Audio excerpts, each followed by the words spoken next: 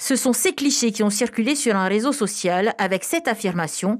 Les forains ont démonté leurs baraques et ont déposé là leur montagne de gravats. Problème, ces gravats sont là depuis plusieurs années, comme le confirme l'adjoint au maire de Faaa. Quelqu'un qui ne connaît pas du tout ce que c'est, qui ne connaît pas l'origine de ces détritus ici, se permet d'envoyer sur Facebook des informations complètement erronées. Il faut arrêter d'envoyer n'importe quoi. Le terrain appartient au territoire et les débris datent d'un ancien chantier. Aussi, la mise en cause des forains sur Facebook, sans aucune preuve, a mis le président de leur association hors de lui. C'est dégueulasse, les gens sont dégueulasses.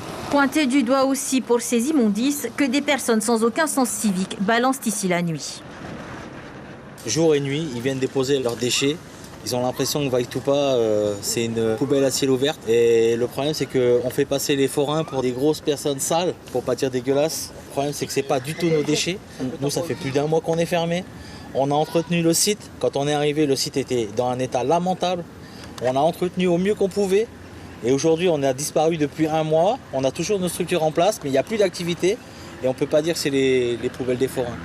Des gardiens sont chargés de surveiller le site contre les vols, mais ils ne peuvent rien contre le manque de civisme de pollueurs sans scrupules, tout comme les forains qui subissent les accusations sans fondement.